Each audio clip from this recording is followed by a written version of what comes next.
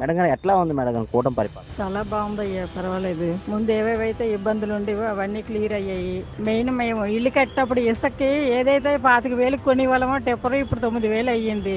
మా ఇల్లు కట్టడం అయిపోయింది, ప్రభుత్వం మారిద్ది. ఏంటి అన్ని రకాల ప్రశాంతంగా ఊపిరి పీల్చుకునేటట్లు ఉంది. సార్ ఎట్లా ఉంది సార్ కూటమి పరిపాలన? కుటుంబ పరిపాలన ప్రస్తుతానికి బాగుందండి. లాస్ట్ టైం పరిస్థితి చాలా డెవలప్ కనిపిస్తుంది. అంతా అన్ని విధాలుగా బాగుంది సార్. గతంలో మీరు రోడ్లు చూసారు, ఇప్పుడు రోడ్లు చాలా బాగుంది సార్. అప్పుడు గోతులు ఉండేవి, ఇప్పుడు గోతులు ఏమో మొత్తం కప్పిస్తే మనకు కొత్త రోడ్లు ఉన్నాయి. డెవలప్ కనిపిస్తుందండి. సార్ ఇప్పుడు గతంలోని పరిశ్రమలన్నీ వచ్చినవన్నీ తోలేశారు, ఇప్పుడు కంపెనీలు అవన్నీ. ఇప్పుడు లోకేష్ గారు జాతీయ అంతర్జాతీయ కంపెనీలతో డీలింగ్ మాట్లాడి నిరుద్యోగుల కోసం తీసుకొని రాబోతున్నారు. ఎట్లా ఉంది? బాగుందండి. నిరుద్యోగులకు మంచి అవకాశం ఉంది, వినియోగించుకోవాలి అందరూ గురించి బాగా కోరుకుంటున్నాం. గతంలో అంత లేదు సార్, ఇప్పుడు కొంచెం కొంచెం అనిపిస్తుంది. 1 year లో బాగుంది, ఇంకా 4 ఇంకా బాగుంది అనిపిస్తుంది. అన్నా ఎట్లా ఉందన్న కూటమి పరిపాలన? బాగానే ఉంది, చాలా బాగానే ఉంది. యాక్షన్ జరుగుతుంది, రెక్టిఫై చేసుకొస్తున్నారు, బట్ బాగానే ఉంది, చాలా బాగుంది. గతంలో చూసినట్లయితే పరిశ్రమలన్నీ వెనకబడిపోయాయి, ప్రతి కంపెనీలని వీళ్ళు వెళ్ళగొట్టారు. ఇప్పుడు లోకేష్ గారు ఆ జాతీయ అంతర్జాతీయ కంపెనీలతో డీలింగ్ మాట్లాడి తీసుకొని వస్తున్నారు. నిరుద్యోగుల సమస్య ఎట్లా ఉంది? వచ్చి పరిశ్రమలు బట్టి అంటే ఎవరు వాళ్ళు కాదు, వాళ్ళు ప్రయత్నిస్తారో వస్తుంది, సక్సెస్ అవుతుంది. దాన్ని మనం కాకూడదని చెప్పకూడదు, సక్సెస్ బాగానే అవుతుంది. సార్ ఎట్లా ఉంది సార్ కూటమి పరిపాలన?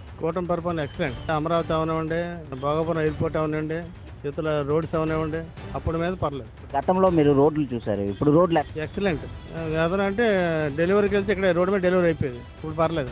హాస్పిటల్ ఎవరికి వెళ్ళొచ్చు. సార్ ఇప్పుడు గతంలో మీరు చూసారు పరిశ్రమలన్నీ వెనక్కి తరిమేశారు. ఇప్పుడు లోకేష్ గారు వాటిని తేడానికి చాలా కృషి చేస్తున్నారు. ఎట్లా ఉండబోతుంది సార్ నిరుద్యోగం? ముందు ఇంకా బాగుంటుంది.